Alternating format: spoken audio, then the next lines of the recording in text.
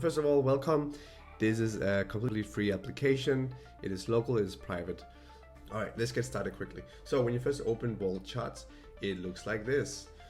Now, you'll probably wonder what is going on here, because it's a little different from probably what you're used to. Well, on the left-hand side where you can get started, you have ticker. So here you can already start by adding the ticker that you want. You choose your asset type, whether it's stock, crypto. This is really just for yourself to categorize. Then you choose a data workflow. Now, these data workflows are already pre-defined for you, so you can get started really quickly, but I'll show you in a second how to create your own data workflow. So we'll go with the Binance crypto data. So this just calls the open or the public API of Binance. Then you're gonna add the tickers. I'll add the BTC USDT. You can give it a custom name if you want, like Bitcoin. I'm not gonna do that. And then we do a second one called Ethereum USDT. Now this has to match exactly what the API wants. So I'll show you more how that works in a second. You then could click the query data. And what's happening right now is that you're actually making a request from your local laptop to the API of Binance. And now this is actually information is being saved to your local device. So you control the data, you own the data, and now it belongs to you. All right, so here you see what's the output from that. These are the lines because I already had it available in my cache. And you get kind of the things you expect. So you have the price here. You see on a 1 daily, you can change that to what you want, but do note that this workflow has a 1 hour, which means you cannot go below the 1 hour. You can go 4 hours if you like, you can change that.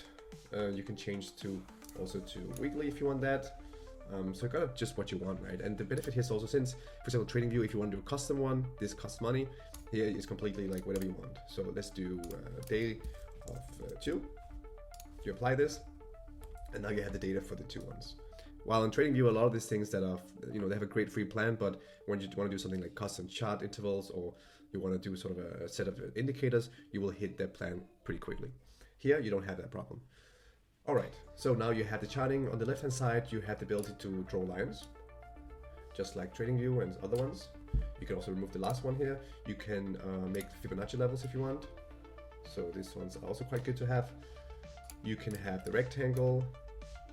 You can make drawings if you want.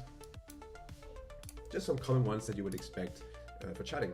You can also check the ruler, which sort of just measures the distance in terms of the timestamp as well as the returns. So the y-next axis. All right, so that's pretty much what you get on the charting right now. The purpose is to keep it kind of simple. You also have volume if that is provided by the API, and you can also create a ratio if you want. So you can say like, I want to have, no, right now we only have 1 ticker. Let's see here, we have 2 tickers. So we can go to the ratio, you can go to Ethereum as well. And now at this point you're creating a ratio between Bitcoin and Ethereum. All right, so now you can create that kind of combination as well if you want. And you can add that to the watch list. So over here, I have already created one called crypto coins. You can create a new one if you want. So we click on watch list. You just add it to the existing one, so you can always come back to it. Pretty intuitive. This is kind of what you're used to probably from TradingView. You can also see different candle, like your candlestick, your line, as well as the bar. I prefer the candlestick. All right, and then lastly as well, you have indicators, right? So here we have about, I think it's like 100 indicators you can choose from. You can do the SMA. You can do as many as you want. There's no limit, unlike TradingView. So you can do EMA as well. You could do, ADX. So you can do whatever you want here. You can also change the configuration if you want, the colors, and you can just keep going. Let's also have, let's do RSI as well, 14 days. Right, so there's no limit, right? You just have to sort of set it up as you want so it doesn't get too messy, and it doesn't try to limit you. Okay, I'll remove that one. Okay, so that's kind of I would say the more common intuitive stuff. Again, the thing is though, we don't have a cloud database like TradingView. This is where, it's also why we can offer this for free. What we do is that we have something called workflows, which is up here in the top right. And as mentioned, we have already 2 preset workflows. We have one called Binance Data, and this is where we have this base URL of Binance. It has a path. This information again comes from Binance. You have a simple, this is purely for testing, and then you have the interval you want.